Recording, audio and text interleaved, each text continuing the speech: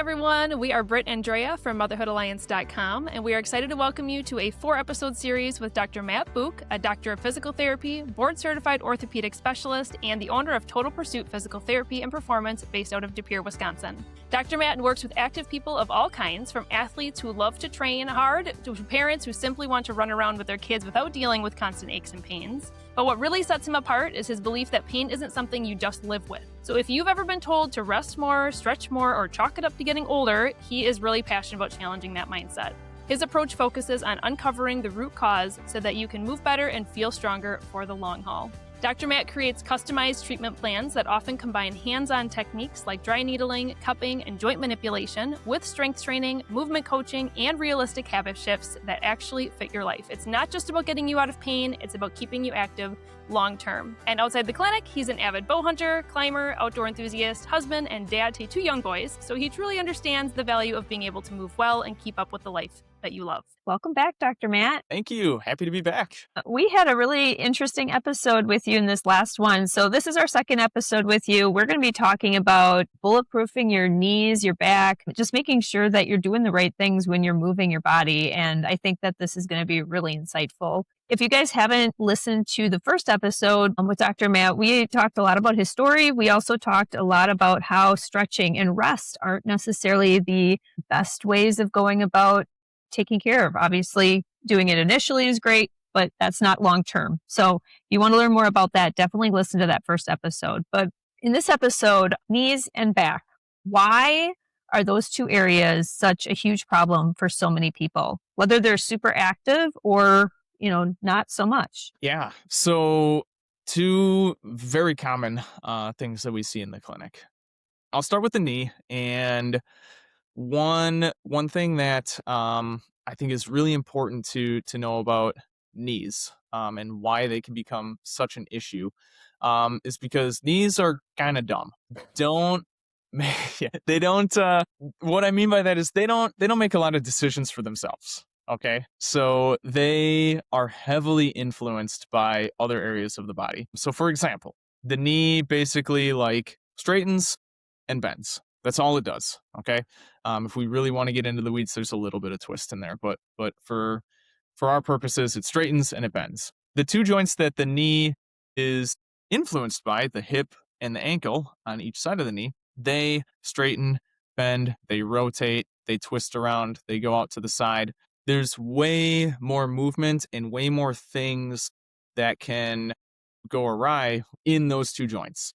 And usually what happens is anytime there's a problem in either of those other 2 joints, the knee is going to take the brunt of that force. So that's the main reason why the knee is such a common problem child for so many people. The back, let's specifically talk about the low back, because I think low back pain is super common in our culture and in the population that we see.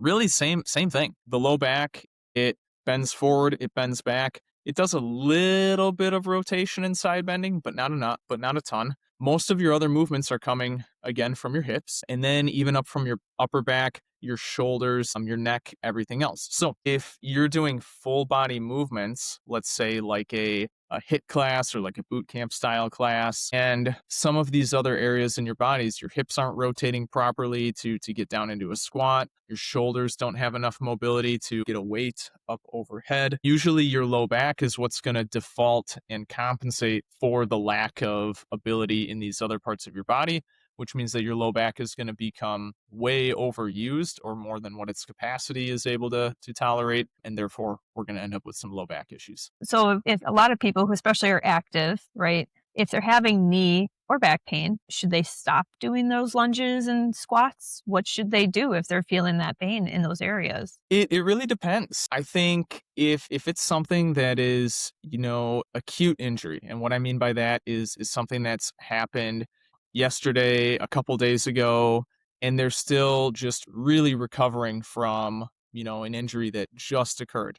Yeah, absolutely. Resting, just kind of letting your body calm down. If there's any swelling involved, letting that calm down. Definitely going to be step number 1. If this is something that's been going on for more than a week or 2, then rest at this point is really not going to do a whole lot of good usually. Unfortunately, a lot of times people will start to avoid certain movements, like squats, lunges, things like that. And avoidance will generally just, make things worse over time, because in order to reduce the amount of sensitivity in our tissues, we actually need to use those tissues in those movements to allow your body to adapt to that and allow your brain to realize that, okay, this isn't necessarily a dangerous thing. So when we don't exercise that, all of a sudden those tissues become more sensitive. And then you go back, try and do squats or lunges, let's say a month later, and it hurts even worse. And you're like, crap, so better stop doing that again.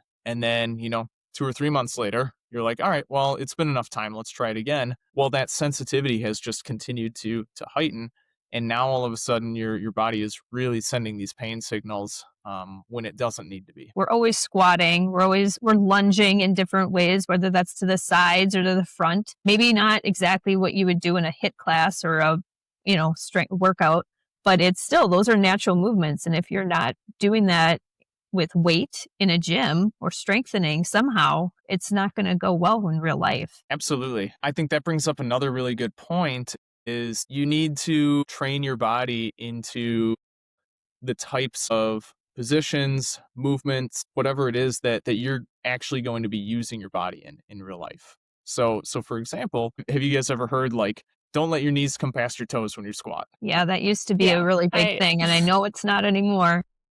Yeah, exactly. It might still be a good rule if you are doing a barbell squat with a lot of weight and you're doing, an Olympic style lift that's very form regimented. Probably a good idea to keep that good form. But if you're chasing your kids around the yard, if you're backpedaling, if you're jumping up onto a box during a HIIT workout, your knees are coming past your toes all the time. And so it doesn't really do you a lot of good to only train in that, quote unquote, perfect form, when in real life, you're going to be in all of these other types of positions. So what's really important for us is to figure out, okay, what movements, what positions is your body not tolerating? And then how do we systematically build up that tolerance to allow you to do the things that would normally cause pain? Yeah, so that's a really good point. And okay, so I'd love to get some like tangible things that people can start doing in their homes. So let's just say that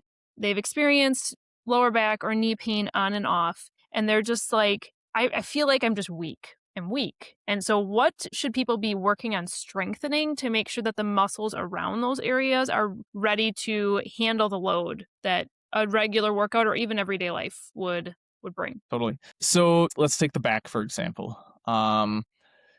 Common things that people will think about when, okay, my back hurts, I need to start to build up strength, is going to be core strength, right? Which is totally correct. You want to build up core strength. You want to build up good back strength. So starting, depending on where they're at in terms of their fitness level, they need to start at a place that's going to be appropriate for them. So a lot of times I think people get themselves into trouble. They look up on YouTube core exercises for low back pain. And that exercise may not match what their physical ability level is. It may not match the area that's actually weak for them. So what I would tell people if they are looking to start to build up that strength at home is you want to start very low level and then just systematically build your tolerance up until you get to a point where you're feeling a little bit of your symptoms. So let's say we're talking about low back pain again, 3 to 4 out of 10, and then work that exercise that kind of elicits those symptoms just a little bit. Over the course of time, what you'll find is that the more you do that, all of a sudden those pain levels start to come back down. And then a certain exercise, let's say a dead bug, for example, you're laying on your back, you're kind of straightening one leg, one arm, back and forth. Maybe that used to cause a 4 out of 10 pain, what I would call like, just a moderate discomfort. Now all of a sudden is pretty much pain free. Cool. Now we want to advance that along again. And you just kind of keep pushing your body's tolerance a little bit. So complete pain avoidance is usually not going to be enough to change the way your body perceives pain and actually build up that pain tolerance. But also completely blowing through it and saying, all right, screw this. I'm just gonna go for it. That's not quite right either. So we got to find our what I would call like our Goldilocks parameters. We want to be just right. Same thing goes for the knee. You know, if you find that squats or lunges cause a lot of knee pain, maybe what we need to do is just start with a quarter squat or a quarter lunge. Do that for a week or two. Once that pain level comes down, just continue to progress the depth. Where we come in is we're going to dive into, you know, some of these other things like we talked about the hip, the ankle, if we're talking about the knee, figure out, you know, what's not moving correctly, what's weak, what we need to build up in order to prevent that stress from being pushed onto the knee, and then do that all at the same time.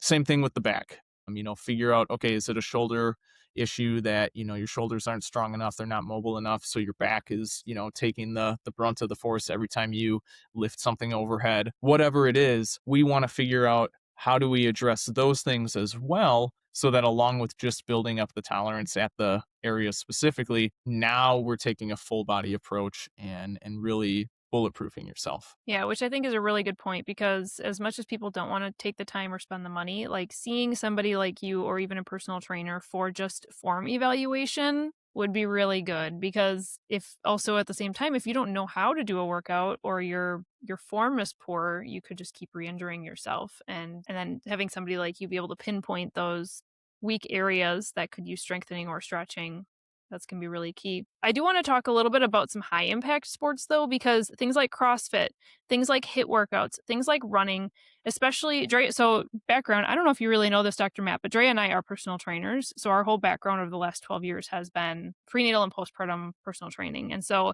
we do have a background in this as well. And so with the women that we've really worked with in the past, and women as a whole in society puts a lot of pressure on us to like be able to do the things that we did pre-pregnancy or jump back in and be able to perform at the same level that we did before. And so I think a lot of women, or even just look how we did before. And so a lot of women are turning to things like high intensity boot camps, CrossFit, maybe it's at home HIIT workouts, maybe it's running, and they're jumping back into these things before their body is really ready. But some of these are different. So I'd love for you to just kind of walk through, if somebody is interested in getting involved in, let's just take specifically like CrossFit and HIIT, because we're going to have a whole episode on running. Mm-hmm. What are some things that they should make sure that they're doing first before they're jumping into those workouts? How do they make sure that they're ready? Totally. So the first thing that they want to do, let's take CrossFit specifically. If they've never done it before, you definitely need to find a CrossFit coach. Every CrossFit gym in town has coaches that are all certified, and you want to do a proper onboarding where they're going to teach you the movement patterns. They're going to teach you how to do the different types of lifts that you're going to be doing during a class. That's priority number one, because first of all, you want to make sure that you're going to be able to effectively do the movements safely without bad form that's going to potentially cause a totally different injury. The other thing that is really important, especially thinking of postpartum women, is really taking a long graded approach to get back into this. So I know and I'm sure you guys have experienced this, it's you want to get back to your pre-pregnancy fitness status as quickly as possible, right? Because you're like, man, I've done that. Like, I know that I can do it, but we do just need to give the body time to heal. We need to give the tissues the proper amount of time that they need to build that tolerance back up again. So I think just really being, graceful with yourself about just taking the time that's necessary for your body to actually heal and then adapt to getting back into those movement patterns and those workouts is going to be super important as well. What about let's talk about warm-ups for these areas of the body, as well as like recovery. So knowing that these are areas that, especially people who are just getting back into fitness, they can be more injury prone. How much time do you typically spend on warming up these areas? Give us a couple specific exercises to be doing, and then let's talk about recovery too. Yeah.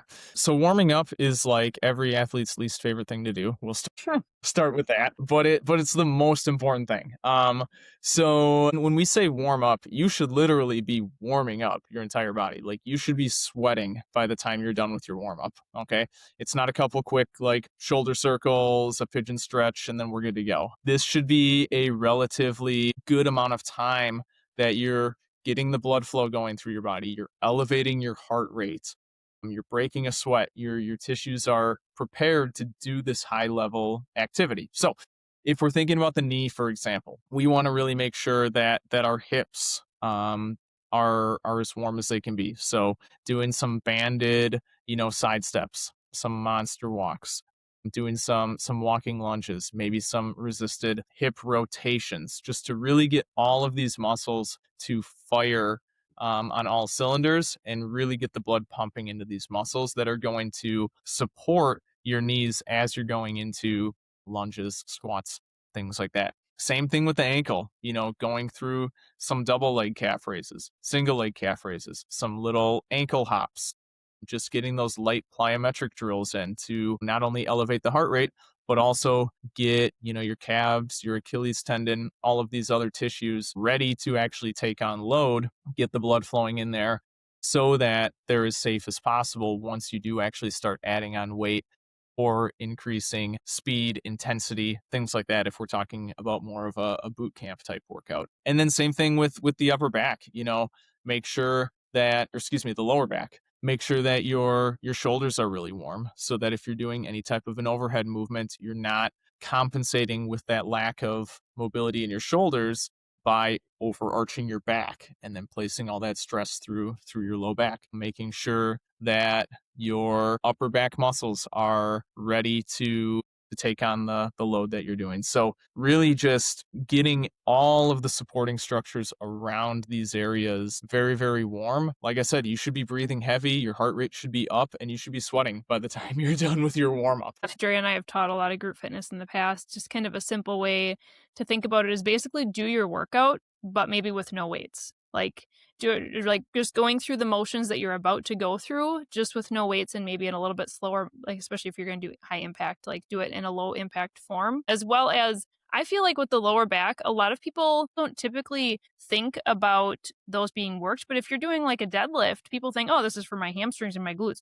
It is so much your lower back too. And so they don't necessarily think about warming up their low back like they would one of the arm or leg muscles. And so it is like going through the motions of what you're about to do might be really helpful. Absolutely. Yeah. Even, thinking about a deadlift, like just taking an empty barbell, doing some good mornings or doing them with a band, going through some Jefferson curls with lightweight where you're just getting your back to fully arch and then fully extend, going through that full range of motion just to get those muscles working through their entire motion is going to bring a lot of blood flow into the muscles, which is going to help prime them to be ready to accept that load. And it's also going to get your nervous system ready to engage these muscles when it's necessary to protect your body with that good form. What are some good rules of thumb for recovery? If somebody's doing low impact stuff, 24 to 48 hours, I think is kind of a good and common rule. But specifically with these high impact, like with CrossFit or with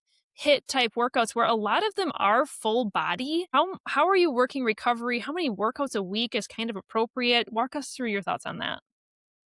I want to start off by saying that everybody's going to be a little bit different.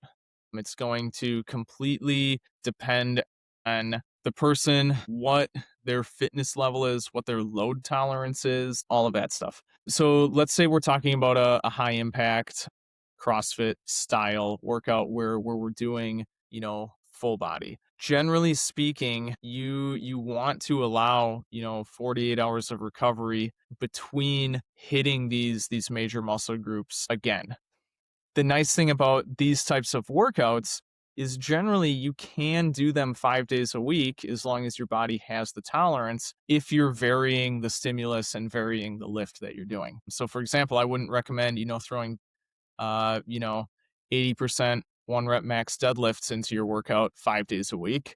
Back's not going to like you very much by the time you get to the end of the week. But, let's say you do a deadlift on Monday, maybe you're doing more of a different type of Olympic movement the next day.